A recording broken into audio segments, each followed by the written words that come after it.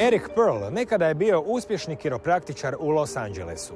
S vremenom oko njega su se počele događati čudne stvari.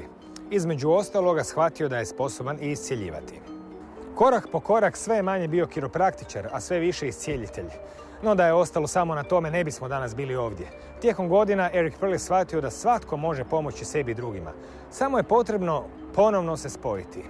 To je nazvao rekonekcija i pod tim nazivom sabrao metode za koje je mislio da ih svatko može sam koristiti kako bi ovladao tim novim i ujedno starim energijama iscjeljenja. Pa smo se i spojili ovdje, na Rubu Znanosti.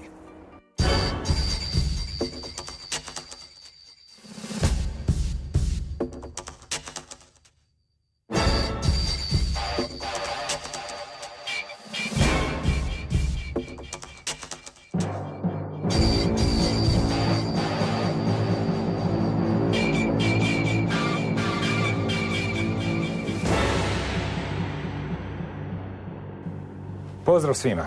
Eric Pearl, nekada američki kiropraktičar, danas je autor bestsellera Rekonekcija i naravno istoimenog koncepta.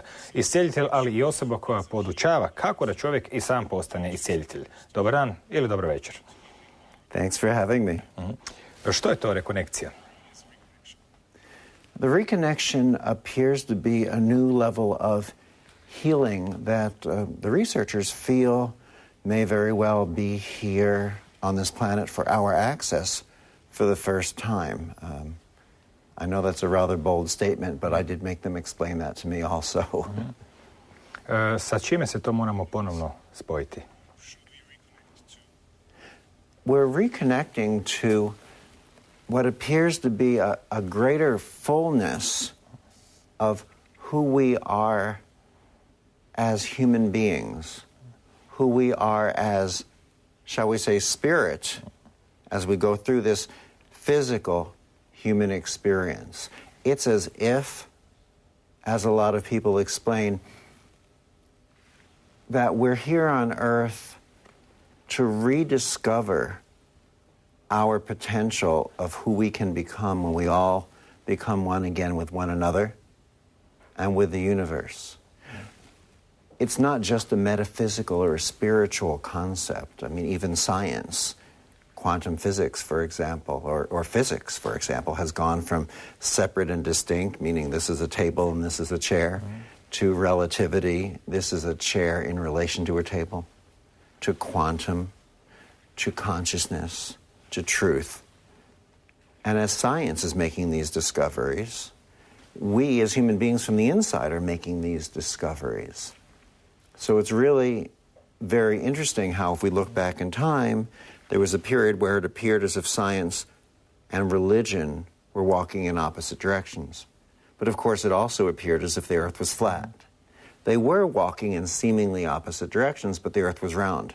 So as they continued their journey, science went from separate and distinct to relativity, to quantum, to truth, to consciousness.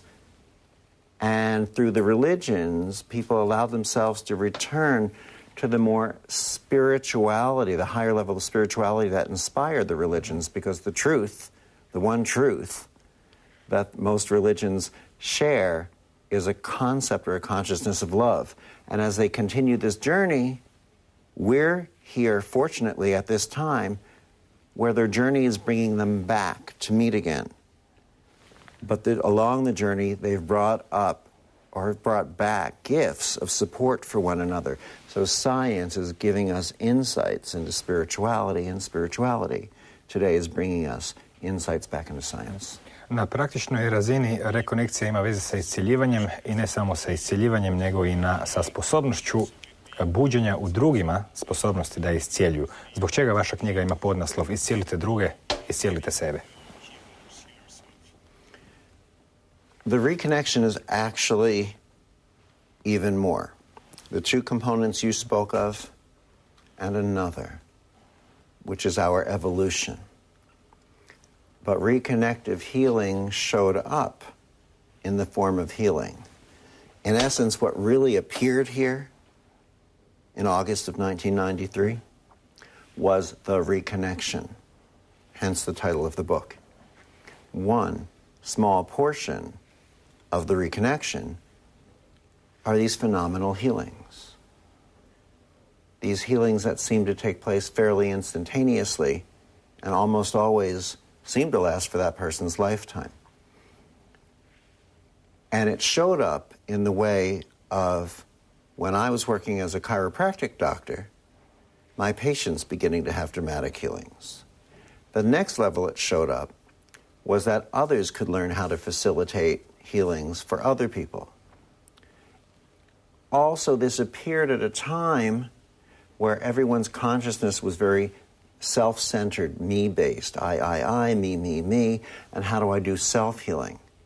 What we found was, with focusing on self-healing, the people tended to be so attached to their own needs that they limited their own healing. When we focus on facilitating healings for others, we step out of that consciousness of attachment of I, me. And in letting go, we seem to access our own healing. So the book was specifically called The Reconnection, Heal Others, Heal Yourself, to put the focus on bringing healing to others and to find that the surprise gift was that our own healing came in the back door. This is part of the reason why one of the programs through the Reconnection that we're starting to do now is we're introducing the healing program, teaching inmates in the prison systems around the world how to facilitate reconnective healing for others. Because while they're in prison, they're either ignored or they're forced, in a sense, to have their own rehabilitation. But when they begin to allow themselves to focus on the healing and rehabilitation of others, they start to receive their own gift. As they receive their own gift, they become more centered and empowered, knowing who they are again as human beings. So by the time they're released back into society, they walk back out saying, I have a gift to give. I have something of value to exchange. I have my own value. And they become much higher contributing members of society once again. So it is, heal others, heal yourself. Prvi dio knjige posvetili ste dijelu svoje vlastite prošlosti i povijesti, da ne kažem, i on doista je zanimljiv i pokazuje mnoge zanimljive događaje koji su vam se događali i koji su nekakvim čudnim nizom sinkroniciteta, kako to obično i biva, vas doveli negdje gdje ste već stigli ili ste trebali doći slično. Možete li nam ispričati neke od neobičnih događaja s kojima ste se susreli početkom 80-ih, dakle u vrijeme dok ste bili kiropraktičar? Preskočit ćemo neke epizode dok ste bili klinac s 3, 5, 7 godina, međutim, eto, u to doba počelo sam se događati čudne pojave, iscjeljivanja, pa su se pojavljivali rečenice koje su vam bile slate, pa čak i neobična predviđanja, psihometrija i slično. Koji splet događaja vas je dobro tog da se zapitate zapravo jesam li ja samo kiropraktičar? So we'll skip the birth process too, right? Okay. And you know what's funny? I'm glad you found that first part of the book interesting because I would not have written it. I was given a formula by the publisher of how to write this book because, well, I've never really written a book before, and on top of which, I don't even really enjoy reading, which my mother always says, stop saying that on television, but you know, mothers are around to say that. I would have gone right into the work, but they wanted the background.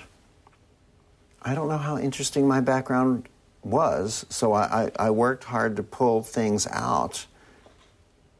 And as I explored, I found some things that I don't know how strange they were or weren't, because they just seemed interesting to me.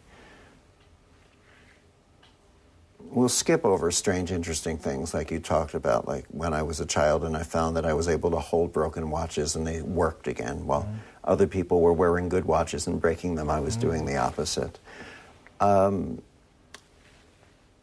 But I do recall at some time, and I will say that this was probably in the very late 70s or early 80s, I remember I was working in a shoe store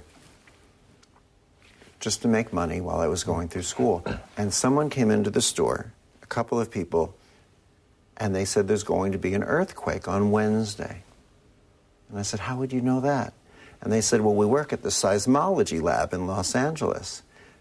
So I said, don't tell anyone else in this store. So they didn't. And after they left, I said, there's going to be an earthquake on Wednesday, and everyone thought I was ridiculous, and they laughed. And Wednesday came, and there was an earthquake.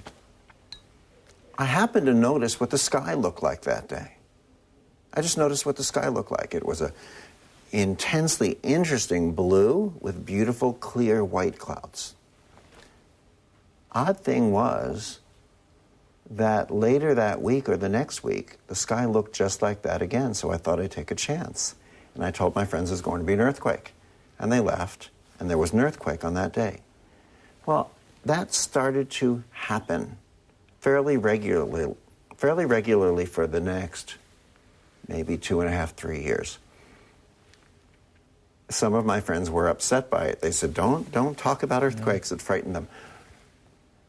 But it only came to me, not when someone asked. They couldn't say, when will there be an earthquake? I couldn't figure it out that way. It was when the sky would look a certain way and I would see it. Now, at the time of writing the book, that's all I knew. The part of the story I shared with you, and interesting stories about when I warned people there'd be an earthquake and how they responded when the earthquake actually came.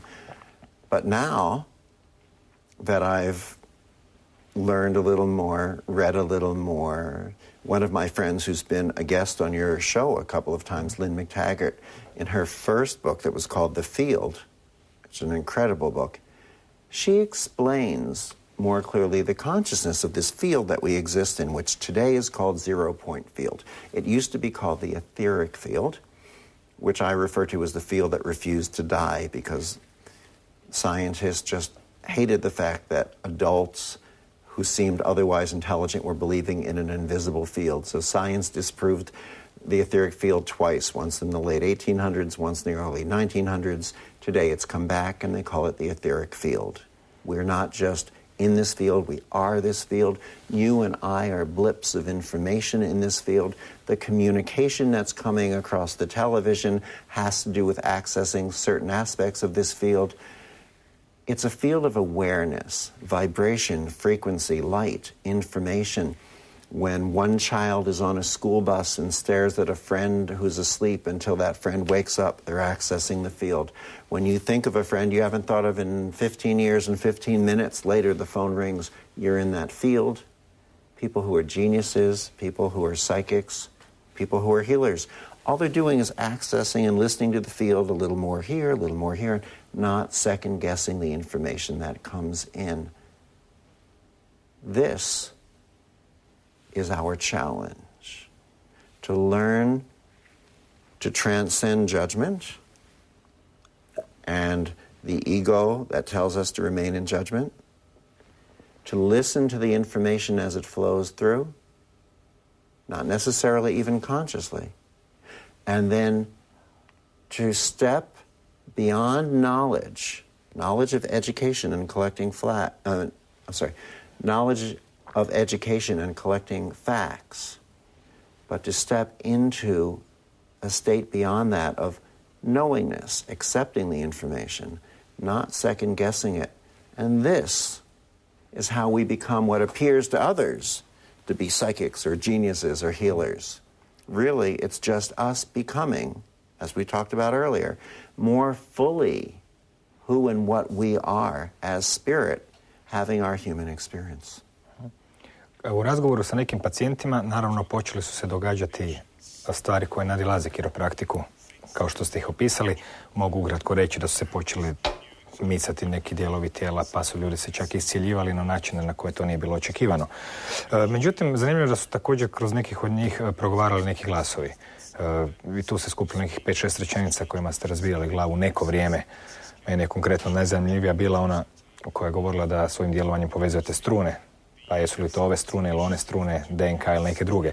Možete nam ispričati ukratko te poruke, što su one, što su vam ljudi nesvjesno govorili i što ste vi iz toga zaključili u narednih 5, 10 pa i 15 godina? O čemu je to bilo riječi? You know, I used to be a normal person. Up until this started, really, I think I used to be a fairly normal person. But let's do the background of the story just a little bit for your listeners before we step into this part. I was a chiropractor for 12 years. One night a lamp next to my bed turned itself on. I very clearly felt people in my house, so much so that I got up with a knife and a can of pepper spray and my Doberman pinscher, and I went looking for them. After 20 minutes, I still felt the presence of people in my home, which is very uncomfortable. And yet I realized it didn't matter how long I'd look, I would never find them, so I went back to sleep. That Monday, when I went into my office, 7 of my patients, independent of one another, began to tell me that they felt people standing in the room with us, in the doorway, deep in the room, walking around the room. Some of them said running around the room, and some of them looked me straight in the eye, and they even lowered their voice a little before they said this because they knew how strange it sounded, but they said it felt as if someone was flying around the ceiling. Now, this was my 12th year in practice. No one had ever said anything like this to me before. And here they are on this one day, 7 of them having the same experience I had that night in my home. So you would think that this would have gotten my attention. But other people are saying, I can feel your hands before you touch me. And I'm thinking, I don't really believe that. Close your eyes. So they'd close their eyes. I'd hold my hands. Different areas, I'd direct them, and they'd tell me, right shoulder, left ankle. As that happened, little tiny muscles around their mouth began to move, involuntary muscles, muscles that we could not move intentionally, and they could not stop intentionally. Finger movement, feet movement. And as I watched this,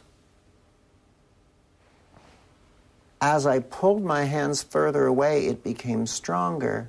When I stopped and they could open their eyes, they started telling me that they were seeing colors, usually purple colors or gold colors or white, and they started reporting healings. I mean, real healings. They were getting up out of wheelchairs, and vision and hearing was returning, and they were running in and showing me laboratory results where their cancer tumors had vanished.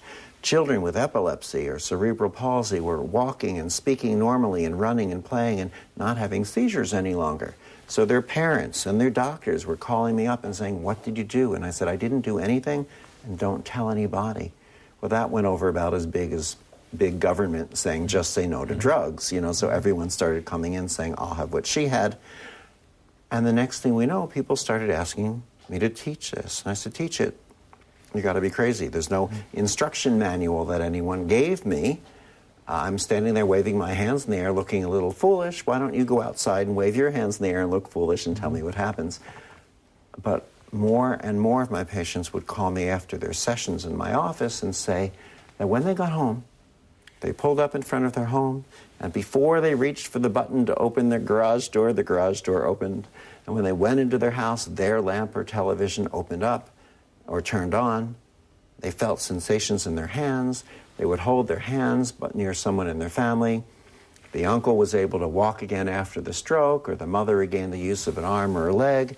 And we suddenly began to find that once you interact with what science calls this reconnective healing spectrum or frequencies system, it seems to give us all the abilities of any and all of the energy healing techniques combined without having to learn the technique. As a matter of fact, once you access this level of healing, if you try to add or incorporate a technique, you reduce it. And then it brings us beyond energy into a spectrum comprised of what science calls energy, light, and information, levels of light and information that they've never seen before here on the field of physics or even within quantum physics while discoveries are still opening up. Because, for instance, energy gets weaker with distance. I don't mean distance healing, but if you start 2 or 3 centimeters away and you move 2 or 3 meters away, energy becomes weaker. Yet this becomes stronger. The involuntary... You want to feel it? Zašto ne? All right, let's try this. Sad ćemo napraviti jednu malu demonstraciju. Bring your hand over here for me. Just lean a little bit forward. Perfect. Now, instead of even worrying about feeling it, well, I'll show you. I bring my hand in, and you see if I push my hand down, it sort of floats back up. Because I'm not pushing. I'm not sending. Do you see how your fingers started to move? I'm not pushing. I'm not sending. I'm really just sort of listening with a different sense. I feel, I watch, I observe. And there go little tiny movements again in your fingers. So I notice where I feel them. I follow the sensation. I pull. And I stretch. There they go again. Did you see it? Yes, sir. Great. Now, this does not mean that you necessarily feel anything yet, because you do have to mogu learn. reći da osjećam neku hladnoću. Ali teško je reći. A Jel coolness. to? Okay. No, that's fine. That's what most people often begin to feel. Not just a sense of coolness, but usually they describe it as a cool breeze. Vrlo dobar opis. Wonderful. Now, let's try something interesting. You close your eyes for me. Keep them closed while we talk. And if the camera could close up on your eyes, that would be great. And now I'm going to ask you a question, and just answer me while your eyes are closed. Are your eyes still, or are they moving? Ne, one se kreću koliko mogu osjetiti. Good. So just do me a favor for a moment and just stop your eyes from moving. No. I mean, stop your eyes from moving. Na, izgleda da ne mogu. All right. One se miču, Try. bez obzira što ja želim. Okay. Try now to stop them. It's even more difficult for you to do it now. Can you feel how strong they're moving? Da. Okay. Now open your eyes. Look how far away I've Sva moved. sreća da su se sad zaustavili dok sam otvorio. The further away we moved, the stronger the response became and the more difficult it was for you to stop.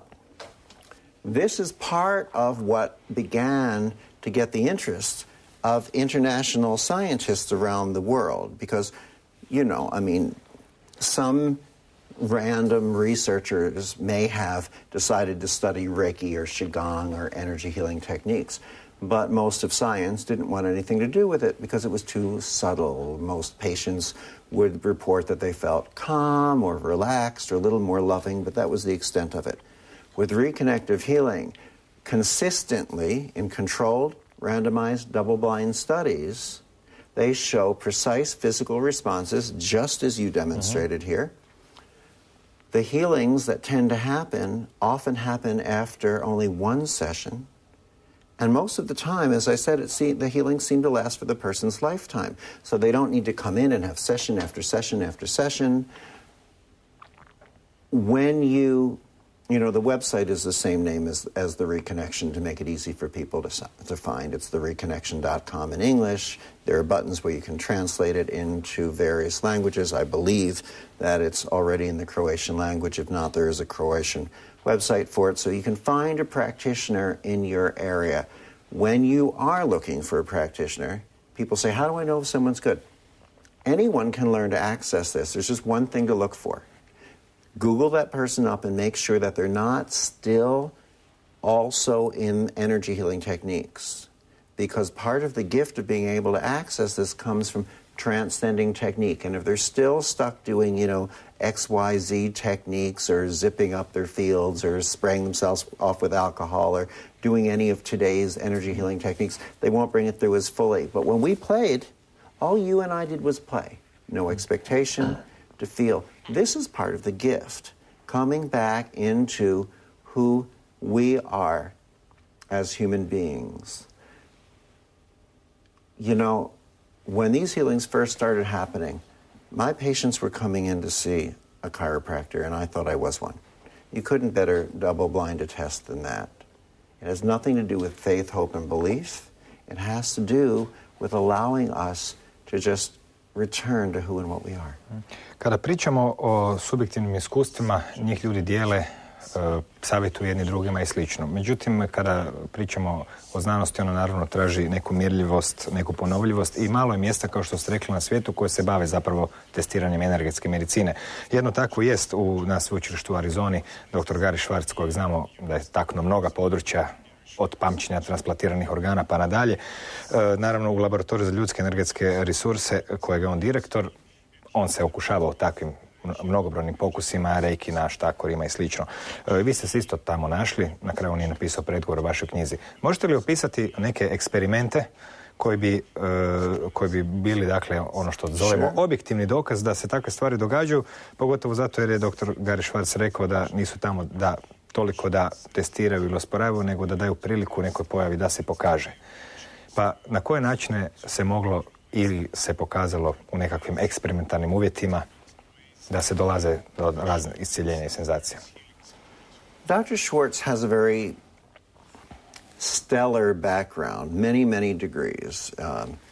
Medicine, psychiatry, psychology, other areas of physics. He was instructors, he was teachers. He's a very solid researcher. He was maybe the second person in science to take an interest in reconnective healing, only because he saw it demonstrated. So one of the first studies that he devised was done with students at the University of Arizona.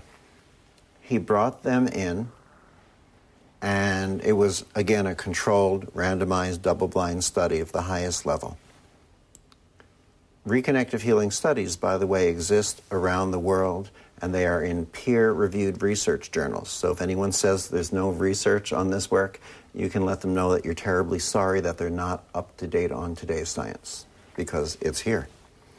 The first study that he did was he had these students blindfolded, and then I would sit opposite them, and also people that I taught how to do this work, because we're bringing the seminars, we've already brought them to this area, the Czech Republic, to Serbia. It's our plan, we hope, to be able to bring them here to Zagreb, here to Croatia next year. We hope. We'll see if we get enough interest. And so the students were blindfolded. They were told to hold their hands up. I would sit opposite them, or one of the people I trained, at about maybe this distance. And I would direct the frequencies toward either their right hand or their left hand.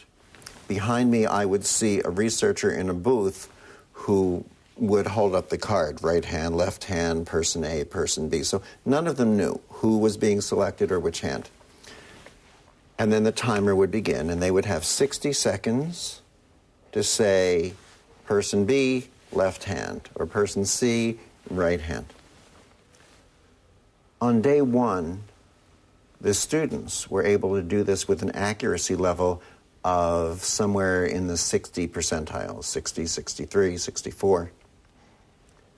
It was a 5-day study, approximately maybe 10, 12 hours a day. By day 5, they were in the mid-90% of accuracy, almost 100%, 94, 95, 96% accuracy. If you start at 60% and you build to 90%, that's called a learning curve. And the reality is, you cannot learn to find something unless it exists. So the first study was one of the early ones that indicated the existence of this work. We did studies at Jackson Memorial Hospital at the University of Miami that showed clinically how it affected people's hands and arms and legs when surgery could not help them. We've done studies now we've done them in London, we've done them in New York, we've done them in Australia. We worked with athletic teams, national teams in Australia, in Russia, in other places. As a matter of fact, just recently in Russia, Dr. Konstantin Korotkov, who's internationally renowned for coming up with what's called, it used to be called the GDV, it's now called something else. It's today's evolved version of Kirlian photography. It measures the energy fields with photographs that are consistently reproducible, so they're recognized as valid in science. What happened was he arranged for us to come and teach doctors how to do this work in St. Petersburg. So we did a 2-day teaching class, 3 hours a day for 2 days with a group of doctors. Of course, being Russia, there was a lot of red tape to be able to arrange for this and get government permission. And because Dr. Korotkov is so well respected at the schools and with the athletic teams, he was able to bring in for us the Olympic athletes, Russian Olympic athletes, to lie down on the tables to be our models. So 4 days before this event, after all the months and months and months of red tape, one of the Olympic athletes broke his leg. So we didn't have time to exchange him because the paperwork would have taken too long. So he came in with a broken leg on crutches and the broken leg up in the air, so he was really just hopping on his good leg, in a lot of pain. By the second day, the crutches were gone. He was walking on both legs. The only thing that bothered him was that cast was still stuck on his leg, and the researchers and his own doctor could not find any evidence of the fracture. How could a broken leg, the fracture itself, completely disappear within a 24-hour period? I don't know. We don't know. This is part of the gift of what allows us to access this new level of healing. Being sufficiently free of the ego's need to know. Because when we say we know the answer, we set out and say, we have to find the answer, this is how it works. The moment we say we have the answer, we stop learning right there on the spot. We say this is right, so everything outside of that is wrong. But when we're willing to say I don't know, now we go into an objective state of observation without judgment. And we begin to observe, I don't know how this works, but I can see that possibility, I can see that possibility, and I can see that one. If I can put some of these possibilities together, I get a better answer. And yet the truth is, it's not really an answer at all. They're just better building blocks so that we can ask even better questions, because our growth comes in the questioning. Philosophy is about the questioning. We will all know all the answers all too soon, maybe after we leave the body. But becoming more fully the spirit that we are as we go through this physical lifetime includes our growth and willingness to expand our comprehension. Ako sam dobro shvatio, vaša osnovna teza je da svatko može biti iscijelitelj, da svatko to zapravo i jest. Everyone is a healer on some level. What's interesting about this is that once we interact with it, anyone can learn to do this. This new level of healing allows us to completely transcend our energy healing techniques and bring about a greater gift for the people who come to see us. It's why it's even easier when we teach children and easier when we teach people with no energy healing background whatsoever, because we don't have to move past their egos of saying, I'm an expert in this and this and this. So it's easier. That's the gift. The challenge is whether or not we're willing to allow ourselves to transcend our energy healing techniques. That becomes the limitation. The people who aren't willing to allow themselves to completely transcend it cannot bring this through as well, or won't. They can, but they won't be able to until they transcend it. We could explain it differently. The gift of this is that it allows us to completely demystify the healing process. The challenge is whether or not we're willing to allow the healing process to be demystified. So the question becomes, if we're not willing to transcend our energy healing techniques, allowing us to do less, to bring about more for the people, we need to ask ourselves why. If we're not willing to allow the healing process to become demystified, clear, and transparent for everyone, we need to ask ourselves why. And if we're not willing to ask ourselves why, then we really need to ask ourselves why. Because the gift is in that clarity.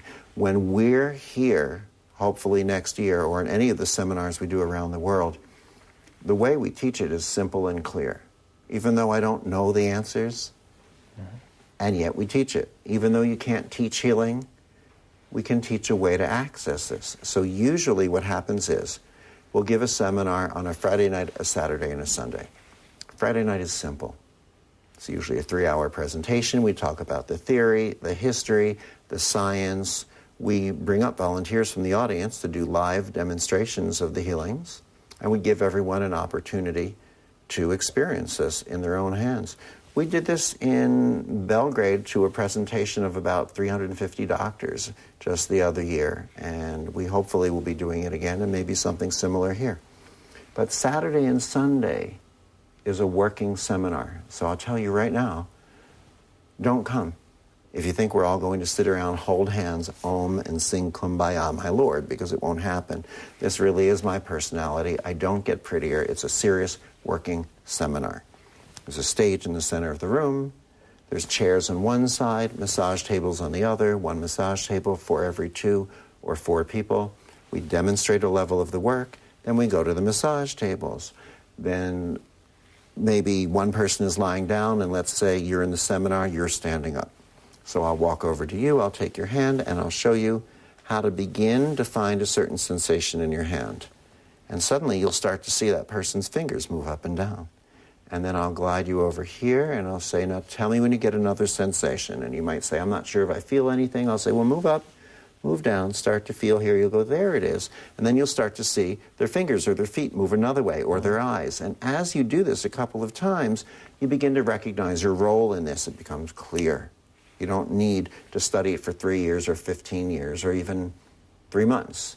It becomes clear. We go back to the chairs, talk about what we did, demonstrate the next level, go back to the tables, and by the end of 1 weekend, not a year, not 3 months, 1 weekend, you'll be able, I can pretty much make you 2 promises. You'll be able to facilitate any level of healing that I can, at least as well, if not maybe even better.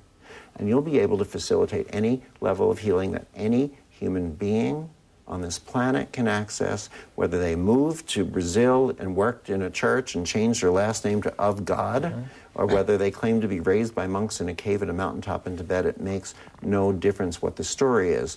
It only makes the difference if we are willing to transcend the story itself, demystify the process. And once we do that, we become more fully who we are here on this planet. We become more fully connected with one another. I believe this is part of our real lesson. See, I told you in the beginning, well, you asked about the reconnection, you asked about healing. I don't like the word healing because it sounds as if there's something we always have to get better from. Healing is not just getting better with an arm or a leg or a liver or a kidney. It's about our human evolution simply becoming more.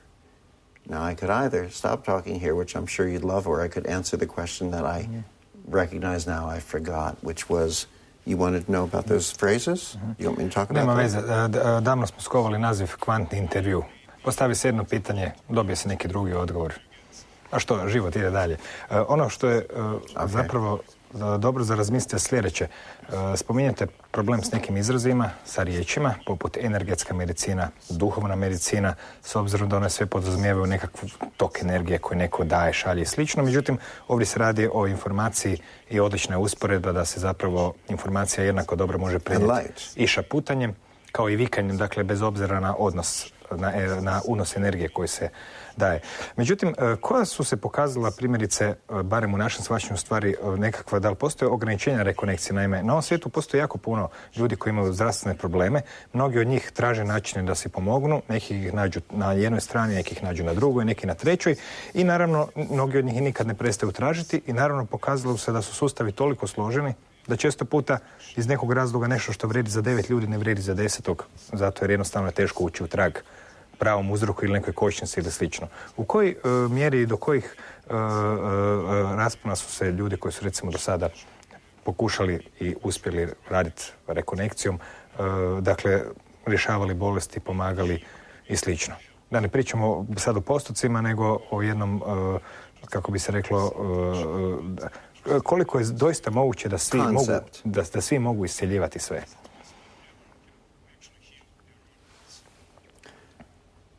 First of all, there are no guarantees in life. Wish there were, but there aren't. Just like with your medical doctor, the reconnective healing practitioner also can't make any promises. When people call to make an appointment with me, I tell them this. I teach the people at seminars, when people make an appointment with you, just tell them right away on the phone before their appointment, just like your medical doctor, I also can't make any promises or guarantees. I don't know what form your healing will take. I don't know if it will happen right away later. I don't know if you'll happen partially, if it will happen completely. I don't know if you'll even recognize a healing at all. If that's all right with you, I'm happy to schedule an appointment. I know it's a little more upfront, honest than your medical doctor might be, but the fact is it's the same truth. There was a wonderful film, at least in the U.S., with Ellen Burstyn, was up for an Academy Award around 1980, called Resurrection. It's not a religious film, it's a film about spirituality and a film about healing. There was a beautiful line in it that Ellen Burstyn's grandmother had, where she said, "Some people need their illness to give love, some to get love. We don't know why people hold on to certain illnesses or challenges. We don't know why we can't give a guarantee. We don't know why 2 aspirin might get rid of your headache and not get rid of someone else's headache and cause someone else to have stomach bleeding or have Ray's syndrome. We don't know why. But the fact is there is nothing beyond, I believe, from what I've seen so far, there's nothing beyond what reconnective healing can bring about. But what we have to bear in mind is it's not the health challenge, the arthritis, the liver cancer, the brain tumor, the cerebral palsy, the epilepsy. It's not the health challenge that has the healing. It's the individual. It's the person. Whatever is appropriate for that person on their life course. So 3 people might come in to you as a practitioner if you learn this work with the same set of symptoms, the same diagnosis, and get 3 different sets of response according to what's appropriate for them.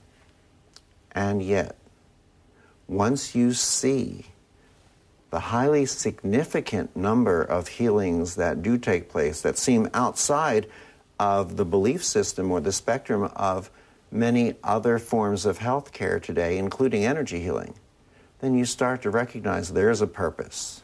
There can't be this significant number of children with epilepsy or cerebral palsy who run and walk and play normally and give up their seizures unless something's happening. There can't be this significant amount of people reporting that their brain tumors or their liver cancers have vanished unless something's happening. As a matter of fact,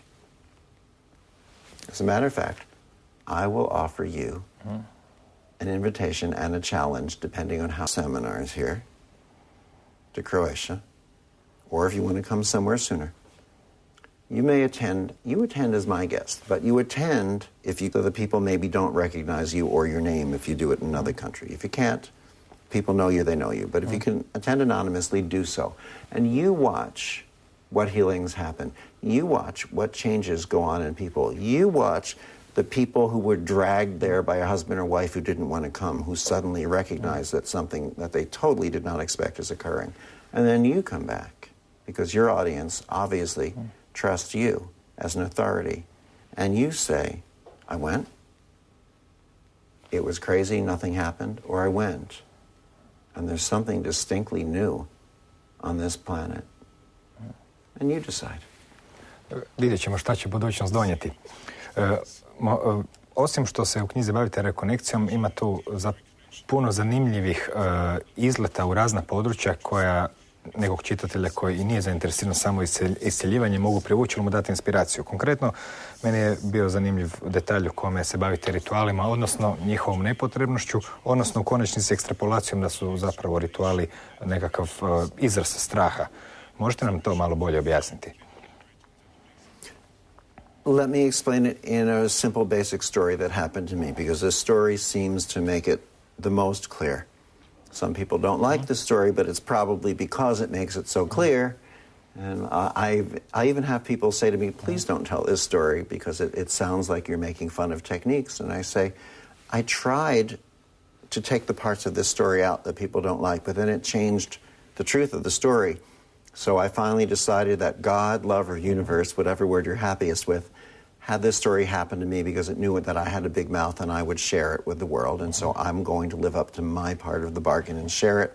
And it's up to the rest of us what message we get from it. But in essence, I went home from my office on a Friday thinking I was a chiropractor. I came back on a Monday and I was something else. My parents had always told me I was something else, but this was not what they had in mind. You know, my patients, their fingers and their feet are moving, and words are coming out of their mouth that they had no intention of speaking, and they were having healings. And I wanted to know what was happening. So I figured the only people who would know would be healers. I went to the magazines that are in the health food stores and the metaphysical bookstores and looked in the back for all the healers who were advertising and promoting themselves. Come to me, I'm Helen Healer and Larry Lightworker and Charlie Channeler. And I called the ones whose photographs made them look the most sane, both of them. And I called the first person and I explained what was happening. He said, come over and show me and demonstrate on some people he'll have there. So I went over, I showed him. Afterwards, he looked at me and he said, you're using protection, aren't you? And I was thinking, well, that's a little bit personal. What do you mean? He said, well, you have to protect yourself. I said, from what? He said, well, nothing really, but you better use protection. Already I'm feeling frightened. This was one of my first introductions into the fear that is so pervasive in the energy field. I said, what should I do? He said, well, call in the presence of Mother, Father, God. So now I'm relieved from the fear that I didn't know that I had before I went there. I go back to my office, I'm ready to do healing. I'm going to call in Mother, Father, God, visualize them, except I suddenly realized I didn't know what they were supposed to look like. So after a lot of thinking, I decided I'd do a Mother God and a Father God, and since they're both gods, I make them really big. So as I did that, I was happier, but the healing seemed to be less. So I called someone else, I went to them, they said, show me what you're doing, I did. Then they said, well, you're using protection. I said, well, of course I am, I'm calling in Mother, Father, God. They said, what about the archangels? Who knew? So they explained, or Michael goes in the right, or Oriel goes in the front, and Michael goes in the right, and there's Gabriel and Raphael, they go somewhere else. So I set them all up in my mind's eye. I said, excuse me, Mother, Father, God, could I move you a little bit over here because I have to have an archangel there? And I do the healing, but the healing seems to be less. So I go to someone else, they tell me call in Jesus, so I call in Jesus. I go to someone else, they tell me to call in Sananda. I said, who's Sananda? They said, it's the star name for Jesus. I said, I already have Jesus. They said, you need them both. Pretty soon I'm walking around with a list of names of people. I don't know who they are, Lao Tzu and Matzo Ball and Saint Germain and Saint Bernard. I'm calling in everyone. I can hardly fit in the room. Other people are telling me to say prayers like the 23rd Psalm, which is no short little ditty. The more things I'm doing, the less is happening. I finally get sent to someone who's supposed to have all the answers. He watches me do a session. He says, you're shaking your hands off afterwards, aren't you? And I'm thinking, no, they're still here. He said, well, you've got to shake them off, shake the energy off. So I went like this, and he went, no, no, no, not towards me, and he kind of pushed it away. He said, you have to shake it off into a bowl of salt water, because the water will catch it, but it could escape. So you put the salt in, and the salt breaks it up. And the water can be used for up to 3 people, but then the bowl has to be changed, but you can't change it. Someone else has to, so he sends someone over to watch. Anytime I've used a bowl 3 times, someone else watches Zaključili it ste and na kraju changes da it. su svi ti rituali zapravo The more, štake. the more I was doing, the less was happening. And one day it dawned on me, let go. Let go of all these fear-based things. I threw out the bowls of water. I threw out the people emptying them. I stopped saying all the protections and protecting myself in a white flame and a purple flame and a gold flame. A čemu zapravo And the onda, healings came back up. čemu zapravo služe ti rituali? Because I thought that these people were experts in healing. Ne, čemu But they weren't. čemu njima služe? Kako ih vi The objašnjavate u knjizi? rituals are designed to protect you from negative energy.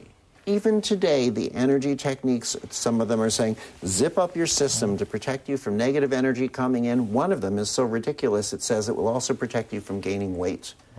All of these things are to protect you. But the fact is, when we do something to protect us, we are standing here in fear, lack, limitation, separation, the illusion of darkness. But healing resides over here in love, oneness, prosperity, light, abundance. And we can't give a gift that we can't accept. We cannot stand here in fear, lack, and limitation and offer a gift of healing if we're not willing to come over here. We have to let go of these rituals and protections, pick up our fears, carry them over here into the light.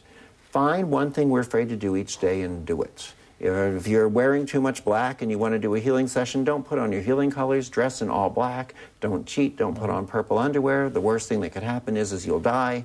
If you don't die, you'll have walked through one conscious fear. Each time we step through one conscious fear, we become more and more the light that we are. So when we step into the healing process, as light. We don't need any protection any longer because light needs nothing to protect itself from because darkness doesn't exist. If it did, we could sweep it up, put it into a paper bag, and stick it out with the trash, but darkness is simply that one place where we haven't allowed ourselves to shine as the light that we are. Da ne pričamo da dovoljno sa sobom imati upaljač i već smo se riješili mraka. Hvala vam, gospodine Pearl, i vidimo se nekom sljedećem prilikom. Right. Pričali smo dakle o ponovnom spajanju, došao je trenutak da se odspojimo od vas, ali ako je to uopće moguće u ovom svijetu koji je spojen uzduž i popreko i odozdola i dozdola. Zato samo, kao i obično, doviđenja.